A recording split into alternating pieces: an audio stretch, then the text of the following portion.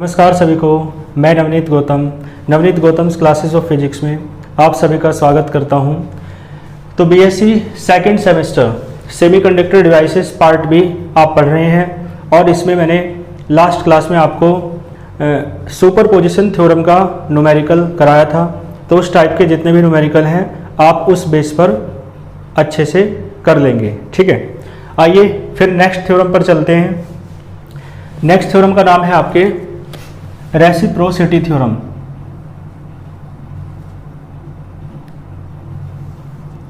ठीक है जी, reciprocity theorem, इसे हिंदी में कहेंगे पारस्परिकता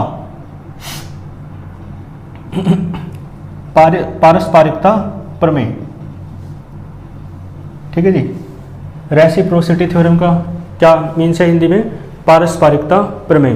पारस्परिकता का मतलब है दो चीज़ें हैं, एक का रिलेशन दूसरे से है, दूसरे का मतलब एक का रिलेशन दूसरे से है और दूसरे का रिलेशन एक से है। समझ गए? यानी सिर्फ दो हैं, पहले का रिलेशन दूसरे से है और दूसरे का पहले से है। ठीक है, तो इस थ्योरम को क्या कहते हैं? रेसिप्रोसिटी थ्योरम या पारस्परिकता प्रमेय। तो पारस्परिकता का मतलब है परस्पर जो शब्द है हिंदी का उससे पारस्परिकता बना। परस्पर का मतलब होता है आपस में, यानी आपस में उनका क्या रिलेशन है। ठीक है जी, देखो आपस में क्या रिलेशन है। ये थ्योरम का स्टेटमेंट हम लिखेंगे पहले, लेकिन स्टेटमेंट लिखने से पहले लैंग्वेज उसकी इसे समझ लो एक डायग्राम के माध्यम से। देखो कोई लीनियर नेटवर्क है, ठीक है जी, क्या है? कोई लीनियर नेटवर्क। मान लो ये पहला सोर्स लगा है E1 और यहाँ पे एक दूसरा सोर्स लगा है जिसे आप कह दो E2। ठीक है जी, दो सोर्स लगे हैं। नीचे को बना लो चाहे थोड़ा इस तरीके से। ये पहला करंट सोर्स है E1 और ये दूसरा करंट सोर्स है E2। ये रेजिस्टेंस मान लो R1, ये रेजिस्टेंस R2 और इस तरीके से एक रेजिस्टेंस मान लो यहाँ लगा है, इसे आप R3 कह सकते हैं। ठीक है जी, कोई इसमें दिक्कत नहीं होगी आपको। तो देखो थ्योरम क्या कहती है? थ्योरम ये कहती है, ध्यान सुनना, E1 के कारण जो करंट है दूसरे मैश में, दो मैश है ना यहाँ, ये है आपका मैश फर्स्ट और ये है आपका मैश सेकंड, यानी पास प्रथम और पास द्वितीय। तो देखो E1 के कारण जो करंट है दूसरे मैश में, मान लो कितना है? I1। ठीक है जी, और देखो E2 के कारण जो करंट है दूसरे मैश में, भाई दूसरे मैश का समझ लो, यानी एक मैश ये है तो दूसरा मैश ये है। ठीक है, तो E1 के कारण उससे दूसरे वाले मैश में जो करंट है, E1 के कारण जो उससे दूसरे वाले मैश में करंट है वो I1 है, और जो E2 के कारण उससे दूसरे वाले मैश में करंट है वो कितना मान लो? I2। ठीक है, तो देखो थ्योरम का स्टेटमेंट क्या कहता है? वो ये कहता है, ध्यान देना, कि ये जो पहला सोर्स है जो मैश फर्स्ट में लगा है या पहले मैश में लगा है, इसके द्वारा जो करंट होगा ना दूसरे मैश में, ठीक है, वो कितना मान लिया हमने? I1। तो यानी पहले मैश में लगे सोर्स के द्वारा दूसरे मैश में जो करंट होगा वो उतना ही होगा, ठीक उतना ही होगा जितना कि दूसरे मैश में लगे सोर्स के द्वारा, है ना, पहले मैश में करंट जितना होगा। ठीक है, मान लो कितना है? दूसरे मैश के द्वारा, दूसरे मैश में लगे सोर्स के द्वारा जो करंट है पहले मैश में वो कितना है? मान लो I2। और पहले मैश में लगे सोर्स के कारण जो दूसरे मैश में करंट है वो कितना है? I1। तो कहा दोनों करंट सेम होंगे, इसका मतलब है I1 किसके बराबर होगा? I2 के। ये थ्योरम का स्टेटमेंट है। स्टेटमेंट समझ लो बस, फिर लिखना कोई बड़ी बात नहीं है। तो स्टेटमेंट समझ गए? एक बार वैसे समझो, दो मैश हैं, ठीक है, तो देखो पहले मैश में मतलब दोनों मैसेज जो हैं, दोनों जो पास हैं, उनमें ये लगा है करंट सोर्स। तो ध्यान देना, मान लो पहले मैश का जो ये है करंट सोर्स E1, उसके कारण दूसरे मैश में करंट कितना है I1। ठीक है, बात समझ में आ रही है? बात समझ में आई? और अब देखो इसका उल्टा, तो दूसरे मैश में जो करंट सोर्स लगा है E2, उसके कारण पहले मैश में करंट कितना होगा I2। ठीक है, तो थ्योरम कहती है कि I1 और I2 दोनों करंट कैसे होंगे, बराबर होंगे। इसका मतलब ये है, बात समझ में आई? इसका मतलब है पहले मैश में, एक बार सुन लो पूरा, पहले मैश में लगे करंट सोर्स के कारण दूसरे मैश में करंट, ठीक है, और दूसरे मैश में लगे करंट सोर्स के कारण पहले मैश में करंट, दोनों कैसे होते हैं, सेम होते हैं। ये है थ्योरम का स्टेटमेंट। ठीक है, हिंदी बता दूंगा एक बार, लेकिन लिख लेते हैं पहले, समझा तो मैंने दिया। तो मैं कहना चाह रहा हूं इन एनी लीनियर नेटवर्क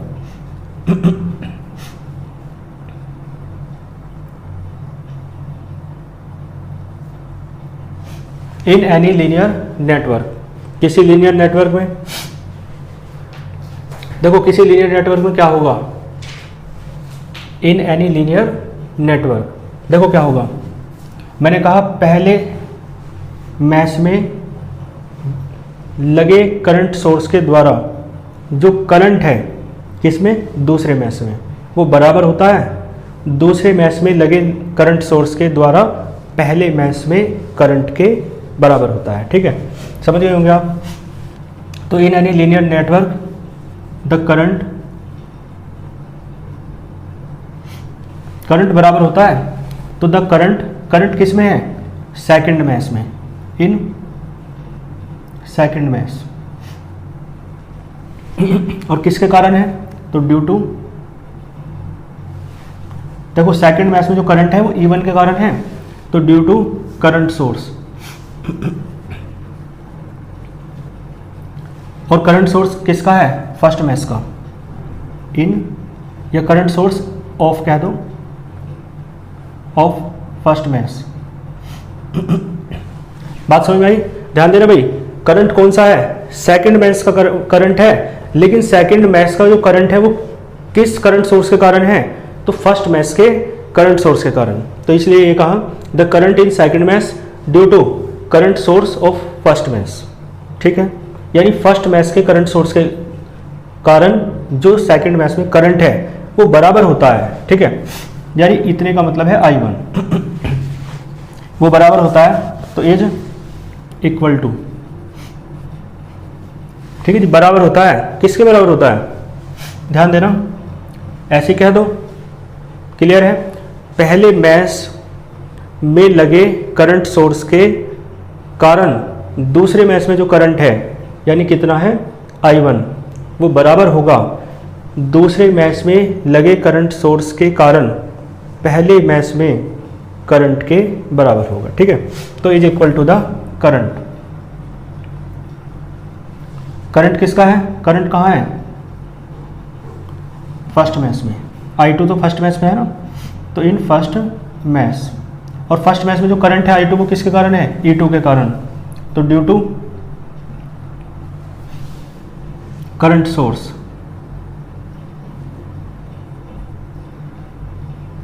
और करंट सोर्स जो E2 है वो कहाँ लगा है, सेकंड मैश में, तो ऑफ सेकंड मैश। बस, तो इसमें एक बात ध्यान रखनी है, पहले जो करंट है वो सेकंड मैश में है, ठीक है, बाद में जो करंट है इज इक्वल टू के बाद, देखो ध्यान देना, इज इक्वल टू के बाद जो करंट है वो फर्स्ट मैश का है, पहला करंट सेकंड मैश का है, ठीक है, और बाद का जो करंट है इज इक्वल टू के बाद वो फर्स्ट मैश का है। लैंग्वेज को याद रखने का तरीका बता रहा हूँ। और देखो पहला जो करंट था सेकंड मैश का था, लेकिन पहला जो करंट सोर्स था वो फर्स्ट मैश का था, ठीक है, तो बाद का जो करंट सोर्स होगा वो सेकंड मैश का हो जाएगा, समझ गए। और ये करंट फर्स्ट मैश में है, सेकंड मैश के द्वारा, सेकंड मैश में लगे ये इसके करंट सोर्स के द्वारा है, E2 के द्वारा, तो I2 होगा। ये है इसका स्टेटमेंट, ठीक है जी, इसमें कोई दिक्कत आपको नहीं होगी, ठीक है जी। तो स्टेटमेंट पूरा हुआ। एक बार इसकी हिंदी और सुन लीजिए, ध्यान देना, इसकी मैं कन्वर्ट कर देता हूँ ऐसे ही। तो क्या कहेंगे, किसी रेखीय परिपथ में या नेटवर्क में। क्लियर है? सुनो ध्यान से। और स्टेटमेंट के बाद दैट इज करके ये है कि I1 बराबर I2। तो किसी रेखीय परिपथ में या नेटवर्क में, ठीक है जी, ध्यान देना, यहाँ से बता देता हूँ या इसे को कन्वर्ट कर दो, ठीक है। किसी रेखीय परिपथ में या नेटवर्क में प्रथम मैश है ना में लगे धारा स्रोत के कारण, ठीक है, दूसरे मैश में धारा, कोमा लगाओ, फिर क्या कहेंगे, दूसरे मैश में लगे धारा स्रोत के कारण प्रथम मैश में धारा के बराबर, ठीक है, होती है। धारा कैसी रहती है? दोनों बराबर। मैंने कन्वर्ट कर दिया है, आप इसे लिख सकते हैं यदि हिंदी में लिखना चाह रहे हो तो। बाकी बात समझ में आई? कहने का सीधा सा मतलब क्या है कि पहले मैश में लगे करंट सोर्स के कारण, ठीक है, दूसरे मैश में करंट यानी I1, ठीक है, बराबर होता है किसके? दूसरे मैश में लगे करंट सोर्स के कारण पहले मैश में करंट यानी I2 के। तो I1 और I2 कैसे रहते हैं? बराबर रहते हैं। कहने में जटिलता है थोड़ी, लेकिन बात आसान है। बात क्या है कि I1 बराबर क्या है? I2 है। दोनों करंट बराबर होते हैं। दोनों करंट कौन से? कि E1 के कारण जो करंट है I1 और E2 के कारण जो करंट है I2, वो दोनों बराबर रहेंगे। लेकिन एक बात विशेष रूप से याद रखनी है कि E1 के कारण जो करंट है ना, वो मैश सेकंड में देखना है, और E2 के कारण जो करंट है वो मैश फर्स्ट में देखना है, ठीक है। तो ये दोनों करंट बराबर रहेंगे, ठीक है। स्टेटमेंट मुझे लग रहा है कि आपको पूरी तरीके से समझ में आ गया होगा, इसमें कोई दिक्कत आपको नहीं होगी, ठीक है जी। तो स्टेटमेंट का आप एक स्क्रीनशॉट ले लो, और स्टेटमेंट समझने के लिए आपको डायग्राम की भी आवश्यकता पड़ सकती है, इसलिए मैंने डायग्राम बना दिया था। बाकी अब इसका प्रूफ करते हैं, ठीक है। प्रूफ करेंगे। प्रूफ में हमें I1 और I2 कैसे लेके आएंगे? कैसे लेके आएंगे? बराबर, ठीक है जी। प्रूफ के लिए हम I1 और I2 को बराबर लेकर आएंगे। तो प्रूफ का जो मेथड है वो सारा बिल्कुल सेम है। क्या करना है? सबसे पहले E2 को हटा दो। E2 को हटा देंगे तो E1 रख के किरचॉफ के लॉ लगाकर दोनों मैसेज में I1 का मान निकाल लो। फिर E1 को हटा के E2 लगा दो, दोनों मैसेज में किरचॉफ के नियम लगाओ, और फिर वहाँ से I2 निकाल दो। आप पाएंगे कि I1 और I2 के जो एक्सप्रेशंस हैं वो दोनों बराबर आ रहे हैं। तो इसका मतलब क्या हुआ कि ये थ्योरम क्या हो जाएगी? प्रूफ हो जाएगी, ठीक है। तो स्टेटमेंट को मैं रफ कर देता हूँ।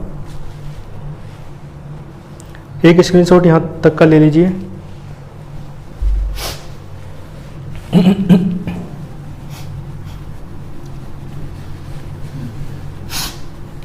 देखो, अब हेडिंग डालो प्रूफ। इस थ्योरम को प्रूफ करेंगे।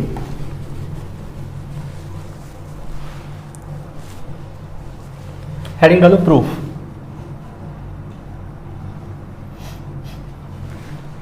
ठीक है जी। तो ये डायग्राम तो केवल मैंने समझाने के लिए बनाया, आप बना सकते हैं वैसे, है ना। और बनाएंगे यदि आप डायग्राम, तो इसके कारण करंट इसमें I2 दिखा देंगे और इसके कारण करंट इसमें I1 दिखा देंगे, ठीक है। इस स्टेटमेंट में यदि आप डायग्राम बनाते हैं तो। बाकी देखो, हमें क्या करना है? हमें तो प्रूफ करना है। तो प्रूफ के लिए सबसे पहले क्या करेंगे? वी रिमूव E2, ठीक है। E2 को हटाएंगे और फिर E1 रखते हुए इसके केस फर्स्ट को करेंगे, वहाँ से I1 निकाल लेंगे और फिर उसका उल्टा कर देंगे। तो देखो, पहले E2 हटा दो। E2 हटा दिया तो यहाँ से देखो, प्रूफ करके ये लाना है I1 बराबर किसके लाना है? I2 के। E1 से करंट चला मान लो I, ठीक है। I1 मत मानना, I1 ये वाला मानना है। I1 चला गया उधर, तो नीचे कितना बचा? I minus I1। ऐसे ही करा था सुपरपोजिशन थ्योरम में भी। यहाँ करंट आके दोनों मिल जाएंगे, तो यहाँ पे करंट कितना बन जाएगा? I ही बन जाएगा, ठीक है जी। ये मैश फर्स्ट है, मैश फर्स्ट में ऐसे चलो, और ये मैश सेकंड है, ऐसे चलो। किरचॉफ के लॉ लगाओ, तो अप्लाई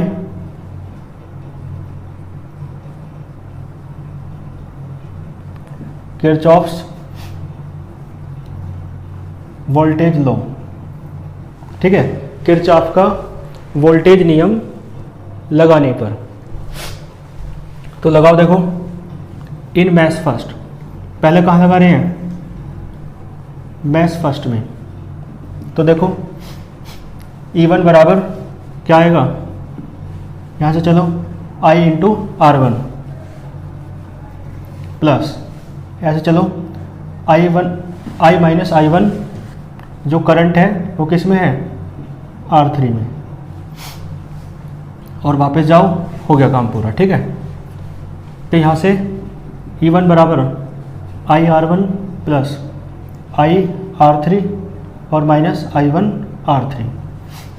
E1 बराबर, एक काम करो I कॉमन ले लो इन दोनों में, तो बचेगा R1 प्लस R3 और माइनस I1 R3।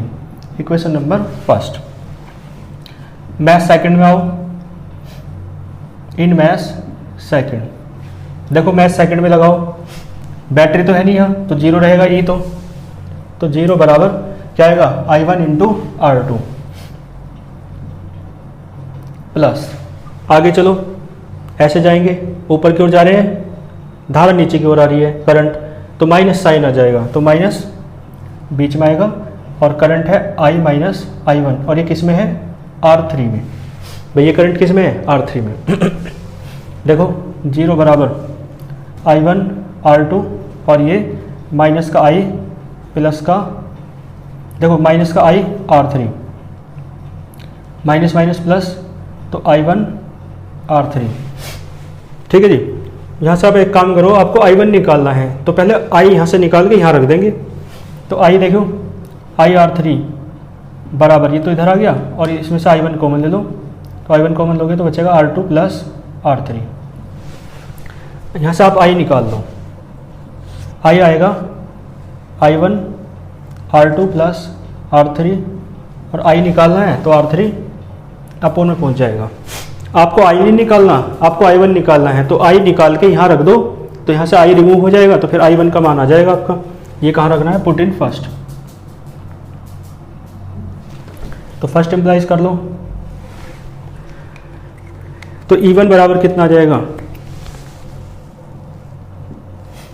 I की वैल्यू रखो I1 R2 plus R3 upon R3, और इनटू में क्या है R1 प्लस R3, ठीक है जी।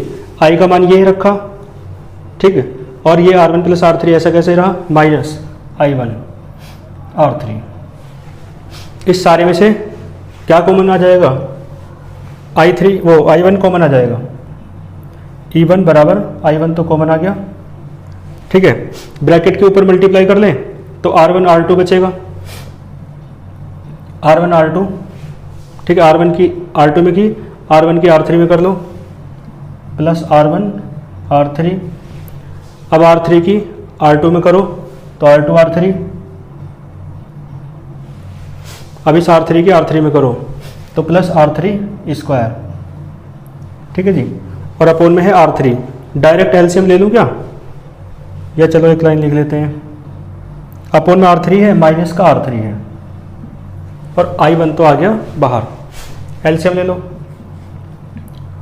I1, तो ये हो जाएगा R1 R2 plus R1 R3 plus R2 R3 plus R cube, और माइनस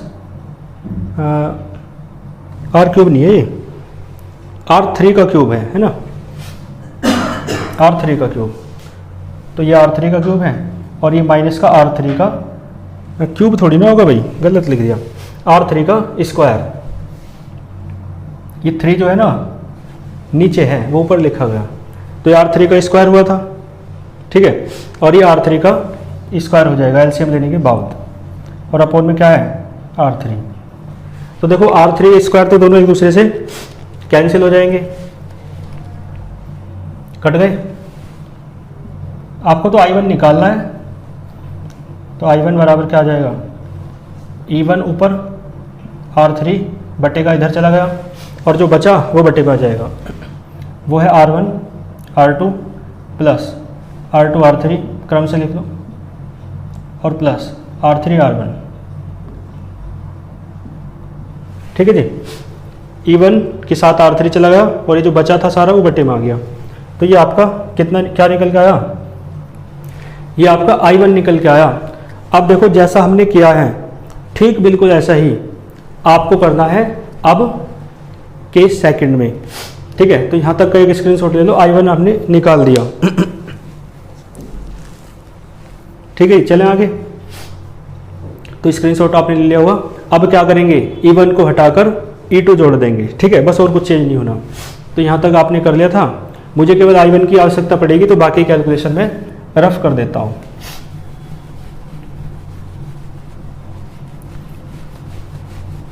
क्योंकि हमें I1 और I2 को बराबर लाना है, तो केवल I1 पता होना चाहिए हमें, बाकी की हमें आवश्यकता नहीं है। और ये डायग्राम इसी में करेक्शन कर लेते हैं।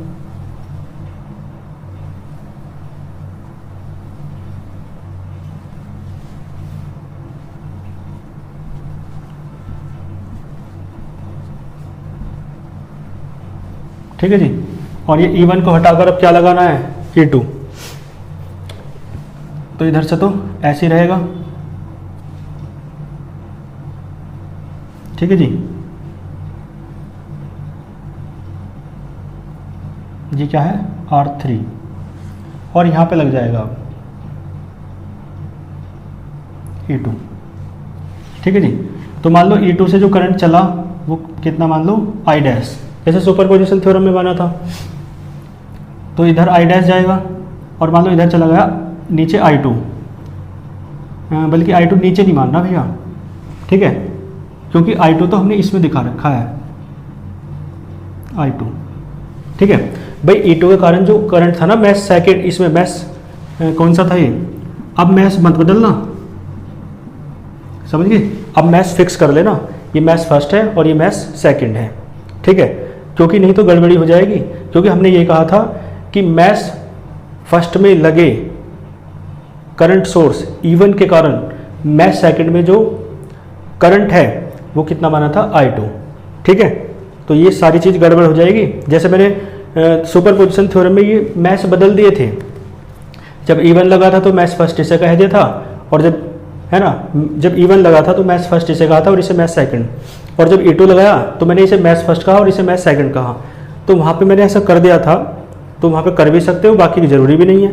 लेकिन यहाँ पर ऐसा नहीं करना, यहाँ पर फिक्स हो गए मैश फर्स्ट ये है और मैश सेकंड ये है। ठीक है, यदि मैश को अब आप इंटरचेंज कर दोगे तो आपका डेरिवेशन गलत हो जाएगा। ठीक है, मैश फर्स्ट यही है और मैश सेकंड यही है। ठीक है, चाहे E1 लगा था तब भी और चाहे अब E2 लगा है तब भी। बात समझ में आई? कारण आप समझ गए होंगे, क्योंकि इसमें फिक्स कर दिया हमने ये कहा कि E1 जो है ना वो मैश फर्स्ट में ही लगा है और E2 जो है मैश सेकंड में ही लगा है, ये स्टेटमेंट में कहा। तो अब मैश फर्स्ट और सेकंड को चेंज नहीं कर सकते, ये फर्स्ट ही है ये सेकंड ही है। E1 को हटा के E2 लगा दिया बस। तो E2 से जो करंट चल रहा है I डैश माना। ठीक है, और इधर जो करंट गया मान लो I2 गया, तो इसमें करंट कितना बचा, I डैश माइनस I2। ठीक है, I2 करंट ऐसे जाएगा और यहाँ पे आके दोनों करंट मिल जाएंगे, तो I dash minus I2 plus I2, तो केवल कितना बचेगा, I डैश। ठीक है जी, ऐसे चल रहे हैं तो ऐसे लगा लो, किरचॉफ का वोल्टेज लो। ठीक है जी, तो इन मैश फर्स्ट में लगा लो पहले, या मैश सेकंड में पहले लगा लो, तो करना तो दोनों ही है। तो मैश फर्स्ट में लगा रहे हो तो लगा लो, देखो नहीं है ना। तो ये मैश फर्स्ट है और ये आपका मैश सेकंड है। तो बैटरी कोई है नहीं तो जीरो आ जाएगा। जीरो बराबर देखो ऐसे चलो, I2 R1 प्लस, आओ आप ऊपर जा रहे हैं, करंट नीचे आ रहा है तो माइनस आ जाएगा बीच में, I डैश माइनस I2 और इनटू में क्या है, ये है R3। ठीक है जी, मल्टीप्लाई कर लो ब्रैकेट के अंदर, I2 R1 minus I dash R3 और माइनस माइनस प्लस, तो I2 R3। ये इधर ले जाओ, I डैश R3 और ये इसमें से I2 कॉमन ले लो, तो अंदर बचा R1 प्लस R3, ठीक है। यहाँ से I डैश निकाल लो, कितना आएगा I2 R2 वो R1 प्लस R3 और अपॉन में क्या आएगा R3। ये है इक्वेशन नंबर 3। क्लियर है? जैसा E1 के लिए किया था डायग्राम बना के, वैसे ही कर रहे हैं बिल्कुल। मैथ सेकंड में लगाओ किरचॉफ वोल्टेज लॉ, तो E2 बराबर आएगा, E2 बराबर देखो I डैश R2 है ना, I डैश R2 में जा रही है, और ये I dash minus I2 R3 में है, I dash minus I2 into R3, ठीक है। वापस चले गए, कंप्लीट हुआ सर्किट। देखो E2 बराबर I dash R2 plus I dash R3 minus I2 R3 ठीक है जी। ये इधर ले जाओ, इसमें से I डैश कॉमन ले लो, I डैश कॉमन लोगे तो बचेगा R2 प्लस R3 और माइनस का I2 R3 I डैश का मान रख दो समीकरण 3 से,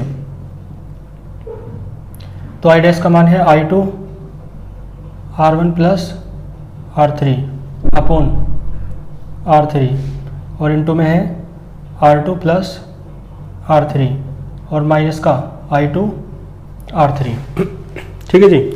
इसमें देखो सारे में से I2 कॉमन आ रहा है, ठीक है जी। तो I2 तो कॉमन ले लिया, क्या बचा, इनकी ब्रैकेट की मल्टीप्लाई कर लो, R1 R2 plus R1 R3, ठीक है जी, और प्लस R2 R3 और प्लस R3 का होल स्क्वायर अपॉन में क्या है इसके R3 और माइनस का R3, ठीक है जी। इधर देख लो E2 बराबर I2 ऐसे रहेगा, ये सब ऐसे रहेंगे, R1 R2 plus R1 R3 plus R2 R3, और देखो एलसीएम लोगे तो प्लस का R3 का होल स्क्वायर तो है ही, ये माइनस का R3 स्क्वायर और हो जाएगा ना, अपॉन में R3 ठीक है जी। R3 स्क्वायर कट गए, ये R3 इधर पहुँचा दो, मतलब I2 निकाल दो यहाँ से, I2 आ जाएगा E2 R3 upon R1 R2 plus R2 R3 और प्लस R3 R1, ठीक है जी। तो ये आपने क्या निकाल दिया है I2, ठीक है जी। आपको प्रूफ करना है I1 बराबर I2। तो देखो I1 और I2 बराबर आ रहे हैं, बस एक चीज़ की कमी है, यहाँ E2 है और यहाँ E1 है, बाकी सारा सब कुछ कैसा है सेम। तो इसका मतलब है I1 I2 बराबर आ जाएंगे यदि E1 और E2 बराबर हो जाएं, तो ठीक है। तो कहो चूंकि यानी बिकॉज E1 बराबर E2, ठीक है, और E1 E2 को बराबर ले लोगे, बराबर होगा, तो बताओ I1 I2 बराबर होंगे या नहीं, हो जाएंगे। इसका मतलब है थ्योरम प्रूफ हो जाएगी, क्योंकि I1 और I2 बराबर आ गए, ठीक है। लेकिन ये कब होगा, जब E1 और E2 बराबर होंगे, ठीक है। तो थ्योरम प्रूफ हुई। तो इसका मतलब है E1 और E2 बराबर होने चाहिए। तो स्टेटमेंट पे एक वर्ड और ऐड कर देना आप, E1 और E2 बराबर होने चाहिए। तो वहाँ पे मैंने लिखवाया था ना स्टेटमेंट में करंट सोर्स, तो करंट सोर्स से पहले आप एक वर्ड लिख देना सेम करंट सोर्स, ठीक है। यानी E1 और E2 जो दोनों, यानी फर्स्ट मैच में जो करंट सोर्स है E1 और जो फर्स्ट वो सेकंड मैच में जो करंट सोर्स है E2, वे दोनों कैसे होने चाहिए, सेम होने चाहिए, मतलब दोनों का EMF सेम होना चाहिए, या दोनों सेम होने चाहिए। भाई एक जैसे करंट सोर्स होंगे तो फिर EMF भी सेम होगा, या दोनों का ईएमएफ सेम होना चाहिए, ऐसे कह दो, या फिर ऐसे कह दो कि दोनों करंट सोर्स कैसे हैं, सेम। ठीक है, तो बस एक वर्ड यहाँ पे लिख देना करंट सोर्स से पहले स्टेटमेंट में। ठीक है, तो बाकी पूरा स्टेटमेंट, वो स्टेटमेंट के बाद पूरा प्रूफ हमने कर लिया है। बाकी इसका प्रूफ देखो इस तरीके से भी किया जा सकता है कि जब हमें पता ही है कि I1 और I2 दोनों बराबर तब आएंगे कि जब E1 और E2 आपस में क्या हों, बराबर हों। ठीक है, तो आप शुरुआत से ही E1 और E2 ना मान के E मान के चल सकते हो। ठीक है, तो भी आराम से हो जाएगा, फिर ये वाली बात लिखने की भी आवश्यकता नहीं है। नहीं तो आप इस तरीके से करके बाद में कह देंगे E1 बराबर E2, तो I1 बराबर क्या आ जाएगा, I2। और रेसिप्रोसिटी थ्योरम यही तो थी कि I1 और I2 जो दोनों करंट्स हैं वो दोनों कैसे होते हैं, एक जैसे, मतलब दोनों सेम करंट होते हैं। E1 के कारण सेकंड मैश में है, ठीक है, I1 करंट, और E2 के कारण फर्स्ट मैश में है I2 करंट। ठीक है, बात समझ में आई?